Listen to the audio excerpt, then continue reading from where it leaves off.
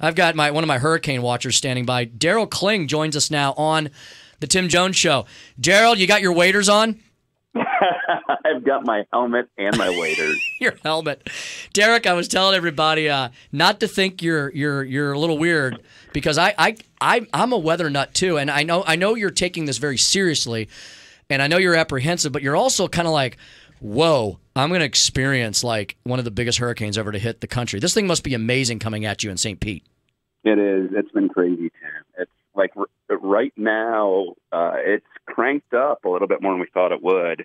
You know, like you just said a little bit ago, it's the storm's diminishing, but what's hitting us is pretty solid right now. So, Derek, explain to folks who are familiar with the St. Pete, Clearwater area, where exactly are you? I am right downtown St. Petersburg, so I'm about 10 to 15 minutes from the beach, and I'm literally only about 3 blocks from the bay.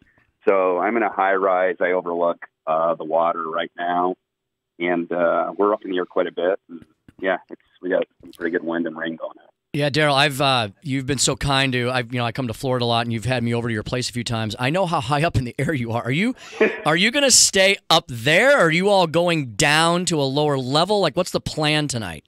Well, our biggest concern was, to be honest with you, so there's a bunch of the people in the building have left, and just like even in St. Pete, my girlfriend and I walked up town yesterday, and it's a ghost town. I mean, everybody pretty much scooted.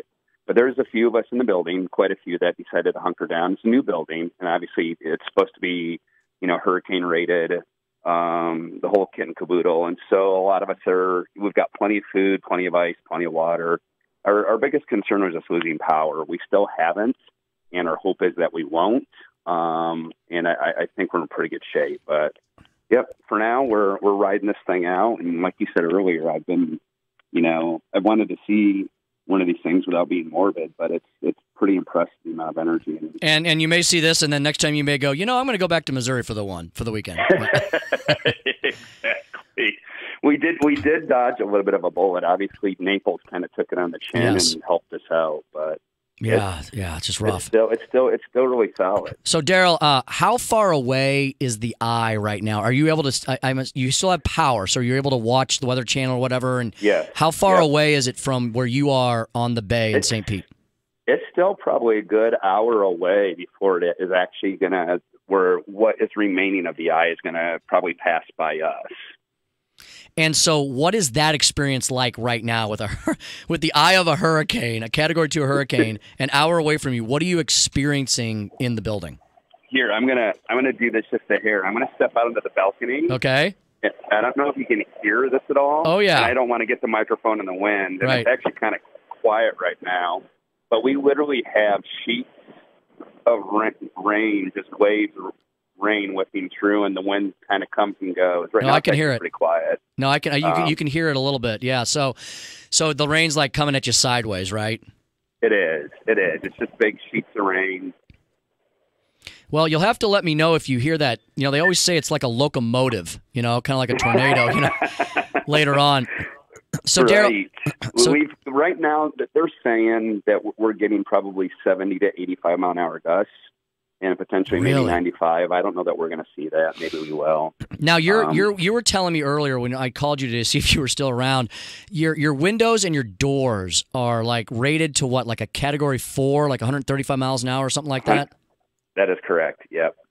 Wow, that's amazing. That's amazing instruction. I guess we're going to see if those codes are accurate, right? So right, we're going to find out shortly. Yeah. So Daryl, one more question for you. So I was explaining to people earlier. I was talking to my aunt and uncle. I've told you about my aunt and uncle live down in Sun City Center, which is not too far from you to the south. Yep. And so the storm surge. So you're on a bay. Now, luckily, you're in a big high-rise, concrete high-rise, surrounded by a lot of concrete that's raised off the sea level. But explain what a storm surge is and how that may affect St. Pete Bay. St. Pete. So for downtown St. Petersburg, it's probably not going to be too impactful. I'm literally only 1 block away from Zone A for what would be considered a flood zone. And within that block, I go all the way to a Zone D. So we're probably not going to see too much. But here's the weird thing, Tim. I've never seen this, and other people around here were pretty shocked by it today. The water just started to just disappear in the bay. And I mean, I'm talking massive amounts of water like you would see before a tsunami, where the ocean just kind of disappeared. And they've been commenting on the TV. I don't know if you've seen it on the Weather Channel, where people have been running out. I mean, you're talking a good quarter mile of ocean just gone. But they're saying, obviously, the storm was that powerful, literally sucking the water out to the ocean. That's going to come racing back. But for downtown St. Pete, it shouldn't be too damaging at this point. That must be really freaky. So that's that circulation of this massive storm, right? Literally, kind of like a drain, right? It kind of drains it out, and then it's going to pump it back in.